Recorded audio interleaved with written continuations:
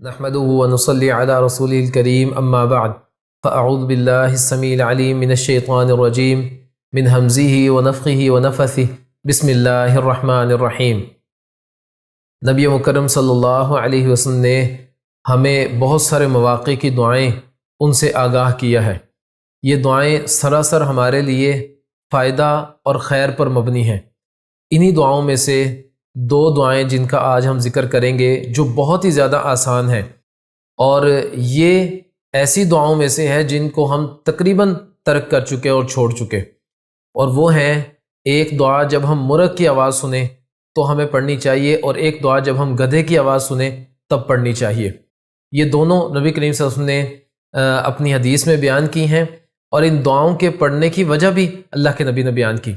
رسول اللہ صلی اللہ علیہ وسلم فرماتے ہیں اذا سمعتم صیاح الدیک، جب تم میں سے کوئی مرغ کی آواز کو سنے تو پھر اللہ کے فضل کو مانگے اور کہے اللہم انی اسألک من فضلک، یہ دعا پڑھے اللہم انی اسألک من فضلک، کیونکہ یہ اللہ کے رحمت والے جو فرشتے ہیں ان کو دیکھتا ہے اور ان کو دیکھ کر یہ پڑھتا ہے۔ تو جب رحمت والے فرشتے آئیں تو اللہ کے فضل کو مانگو تاکہ وہ رحمت جو وہ لے کر آئے ہیں وہ تم پر بھی ہو جائے۔ اسی طرح نبی مکرم صلی اللہ علیہ وسلم نے فرمایا کہ جب کوئی شخص گدھے کی آواز کو سنتا ہے تو یہ آواز ایسی ہے جس کو بری آوازوں میں سب سے بری کہا گیا، جیسے اللہ تعالیٰ سورہ لقمان میں فرماتے ہیں ان انکر الاصوات لصوت الحمیر، یقیناً بری آوازوں میں سب سے بری آواز وہ گدھے کی آواز ہے، اور بلند بھی بہت زیادہ ہوتی ہے۔ تو اس لیے کہا کہ جب بھی تم گدھے کو دیکھو اور اس کی آواز سنو، جب تم اس کی آواز کو سنو تو کہو اعوذ باللہ من الشیطان الرجیم،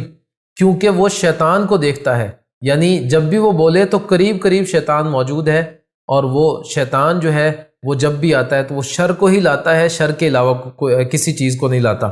تو اس لیے کہا گیا کہ اعوذ باللہ من الشیطان الرجیم، فوراً اللہ کی پناہ میں آ جاؤ تاکہ شیطان کے شر سے تم محفوظ ہو جاؤ۔ تو جب بھی آپ گدھے کی آواز سنیں تو پڑھیں اعوذ باللہ من الشیطان الرجیم، اور جب مرغ کی آواز سنیں تو اللہم انی اسألک من فضلک۔ یہ بھی رسول اللہ صلی اللہ علیہ وسلم کی سنت ہے، ہمیں اس سنت کو زندہ کرنا چاہیے۔ اللہ تعالیٰ عمل کرنے کی توفیق عطا فرمائے۔